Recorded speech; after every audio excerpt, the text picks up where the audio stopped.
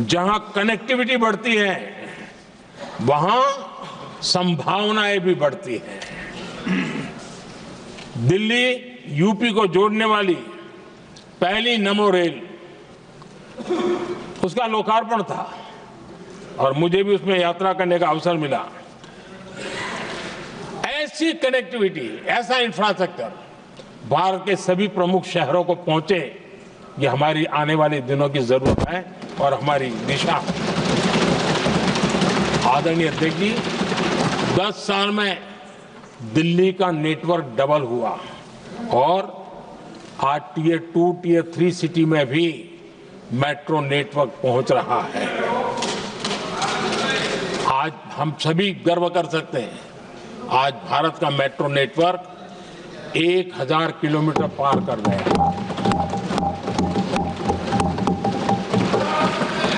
और इतना ही नहीं, वर्तमान में 1000 किलोमीटर और उस पर भी काम चल रहा है। यानी हम कितना तेजी से आगे बढ़ रहे हैं। आदरणीय अध्यक्ष जी, प्रदूषण को कम करने की दिशा में भी कई इनिशिएटिव भारत सरकार ने लिए हैं। 12,000 इलेक्ट्रिक बस हमने देश में दौड़ाना शुरू किया है और दिल्ली को भी बड़ी सेवा करी है, हमने दिल्ली को भी दिया है। आदरणीय अध्यक्ष जी, हमारे देश में एक नया अर्थव्यवस्था हमेशा समय समय पर का विस्तार होता रहता है। आज बड़े शहरों में गिग इकोनॉमी एक महत्वपूर्ण एरिया डेवलप हो रहा है। लाखों युवा इसमें जुड़ रहे हैं। हमने इस बजट में कहा है कि ई श्रम पोर्टल पर ऐसे गिग वर्कर अपनी रजिस्ट्री करवाएं और वेरिफिकेशन के बाद उनको इस न्यू एज सर्विस इकोनॉमी है उसको हम किस प्रकार से सहायता कर सकें और उनको एक आईडी कार्ड मिले ई श्रम पोर्टल पे आने के बाद। और हमने कहा है कि इन गिग वर्कर्स को आयुष्मान योजना का भी लाभ दिया जाएगा ताकि गिग वर्कर को एक सही दिशा में जाने की सुविधा मिलेगी।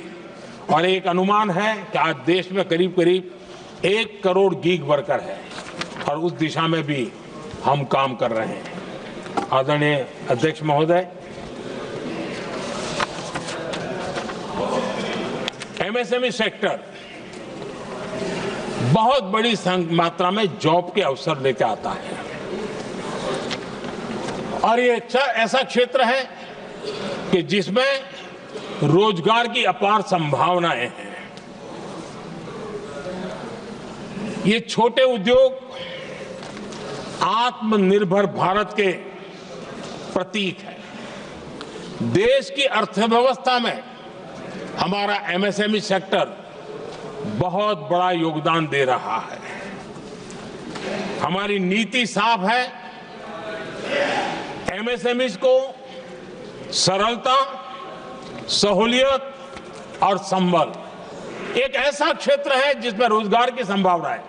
और इस बार हमने मिशन मैन्युफैक्चरिंग उस पर बल दिया है और एक मिशन मोड में हम मैन्युफैक्चरिंग सेक्टर मतलब कि एमएसएमई को बल देना और एमएसएमई के माध्यम से अनेक नौजवानों को रोजगार देना और स्किल डेवलपमेंट से रोजगार के लिए नौजवानों को तैयार करना, ऐसे पूरी इकोसिस्टम को हम बल देते हुए आगे बढ़ रहे हैं।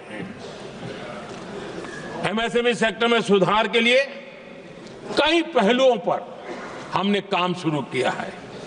एमएसएमई के लिए क्राइटेरिया 2006 में बनाया गया था,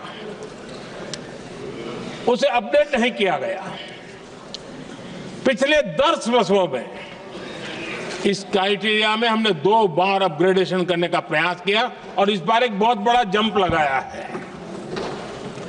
पहली बार 2020 में, दूसरी बार इस बजट में हमने एमएसएमई को आगे बढ़ाने का प्रयास किया है।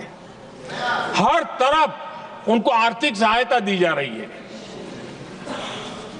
एमएसएमई के सामने चुनौती फॉर्मल फाइनेंशियल रिसोर्सेज की कमी की रही है। कोविड के संकट के काल में एमएसएमई को एक विशेष बल दिया गया। हमने खिलौना उद्योग उसको एक विशेष बल दिया। हमने कपड़ा उद्योग को विशेष बल दिया।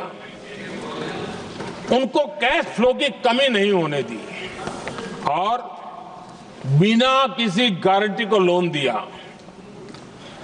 हजारों उद्योगों में लाखों नौकरियों की संभावनाएं बनी और नौकरियां सुरक्षित भी हुई। छोटे उद्योग उनके लिए customize credit card, credit guarantee coverage उस दिशा में हमने कदम उठाए, जिसके कारण वो अपने ईज ऑफ डूइंग बिजनेस को भी बढ़ावा मिले और वो गैर जरूरी नियमों को कम करने का कारण उनका एडमिनिस्ट्रेटिव बोझ जो रहता था, एक आध व्यक्ति को उनको काम पर पैसा देना पड़ता था, वो भी बंद कर दिया गया। एमएसएमई को बढ़ावा देने के लिए जो हमने नई नीतियां बनाई है, आपको खुशी होगी, एक समय था 2014 के पहले खिलौने जैसी चीजें हम इंपोर्ट करते थे। आज मैं गर्व से कह सकता हूं कि मेरे देश के खिलौने बनाने वाले छोटे उद्योग आज दुनिया के अंदर खिलौने एक्सपोर्ट हो रहे हैं।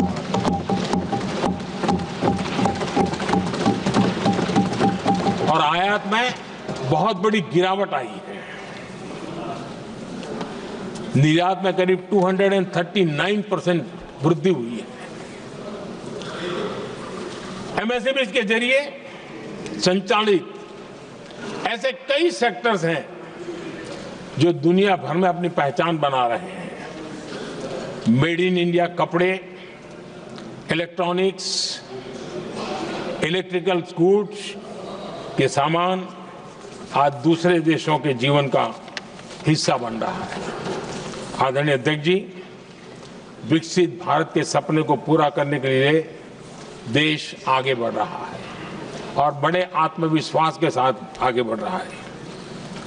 विकसित भारत का सपना ये कोई सरकारी सपना नहीं होता है, वो 140 करोड़ देशवासियों का सपना है और इस सपने को हम सब ने जितनी ऊर्जा दे सकते हैं देने का प्रयास करना है। और दुनिया में उदाहरण है, 20-25 साल के कालखंड में दुनिया के कई देश विकसित बनकर के दिखाया है। तो भारत के पास तो सामर्थ्य अपार है। हमारे पास डेमोग्राफी है, डेमोक्रेसी है, डिमांड है, हम क्यों नहीं कर सकते। इस विश्वास के साथ हमें आगे बढ़ना है और हम भी 2047 जब देश आजाद होगा, तब आजादी के 100 साल होंगे जब, तब हम विकसित भारत बन के रहेंगे। ये सपने लेकर के चलना चाहिए। और आदरणीय अध्यक्ष जी, मैं विश्वास से कहता हूं हमें और बड़े लक्ष्य पार करने और हम करके रहेंगे। और माननीय अध्यक्ष जी, ये तो अभी हमारी तीसरी ही टर्म है।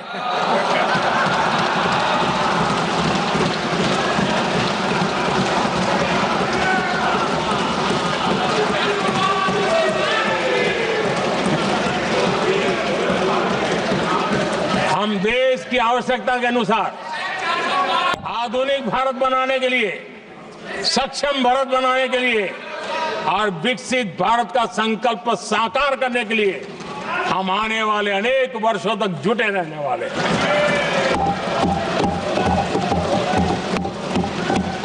आदरणीय अध्यक्ष जी, मैं सभी दलों से आग्रह करता हूं, सभी नेताओं से आग्रह करता हूं, देशवासियों से आग्रह करता हूं, अपनी अपनी राजनीतिक विचारधाराएं होंगी, अपने अपने राजनीतिक कार्यक्रम होंगे, लेकिन देश से बड़ा कुछ नहीं हो सकता है। हम सबके लिए देश सर्वोपरि है और हम मिलकर के विकसित भारत के सपने को, अपना 140 करोड़ देशवासियों का सपना भी अपना सपना, इस सपने को लेकर के चल पड़े।